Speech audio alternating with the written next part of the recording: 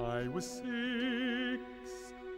I saw a picture of a wild beast being eaten by a